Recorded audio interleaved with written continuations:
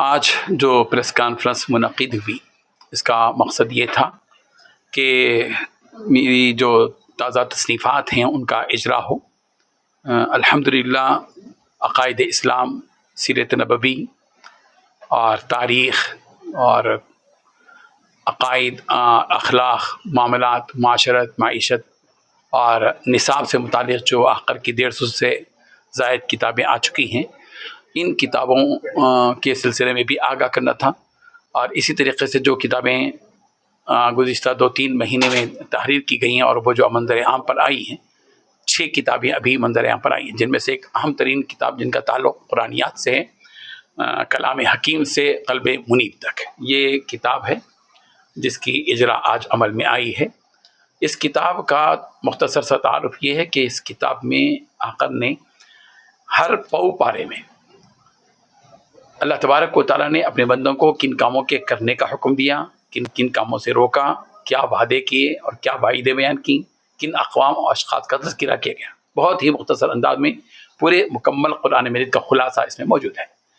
یہ اپنے گھروں میں بھی اس کی تعلیم ہو سکتی ہے کہ ہر پارے کی جو 2-3 صفحات پر مشتمل ہے پڑھ لیا جائے افراد خاندان کو بٹھا کر،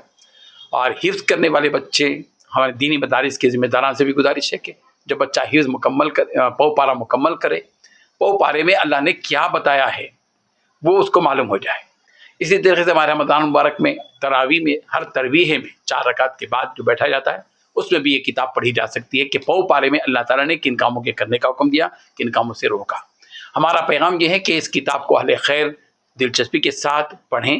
اور اس کتاب کے بارے میں ہمارا پروجیکٹ یہ ہے کہ کم سے کم 20,000 کتابیں تو شائع کریں، اور اس کتاب کو مسجدوں میں رکھا جائے، مدارس میں دیا جائے، لائبریریوں میں دیا جائے، حفظ کرنے والے طلباء میں تقسیم کیا جائے۔ تو جو حضرات بھی اس سے دلچسپی رکھتے ہوں، 1000 کتابوں کی اشاعت پر 2.5 لاکھ روپے کا خرچ آ رہا ہے۔ جو بھی 2.5 لاکھ روپے دیں گے ان کی طرف سے ہم انشاءاللہ انہی کے نام سے بتعاون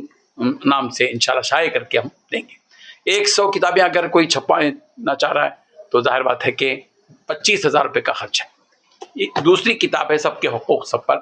اس میں اللہ تعالیٰ کے حقوق، انبیاء کے حقوق،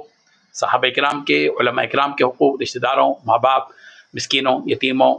سائلوں، مزدوروں، غلاموں، دوستوں، رشتہ داروں، سب کے حقوق کو اس میں قرآن مجید کی آیات اور احادیث کی روشنی میں بیان کیا گیا۔ تیسری کتاب انبیاء سابقہ اور اقوام سابقہ ہے، گزرے ہوئے تمام نبیوں کے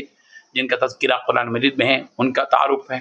اور ان انبیاء کو کن قوموں کی طرف بھیجا گیا تھا، ان قوموں کا تذکرہ اور ان کا انجام بھی بیان کیا گیا۔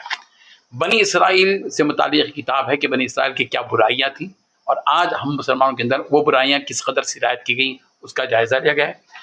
حضور صلی اللہ علیہ وسلم نے وہ احادیث جن میں یہ فرمایا کہ وہ مجھ میں سے نہیں یا وہ ہم میں سے نہیں، ان احادیث کو اس کتاب میں جمع کیا گیا ہے، اور خیرکم والی احادیث کو اس میں جمع کیا گیا کہ تمہیں بہترین کون ہے، اس کتاب کے ذریعے معلوم ہوگا۔ اور آدمی کی اگر خواہش ہو کہ وہ بہترین بنے اللہ کے نبی کی نگاہ میں، وہ اس کتاب کا مطالعہ کر سکتا ہے۔ یہ 6 کتابیں بھی اس وقت میں منظر عام پر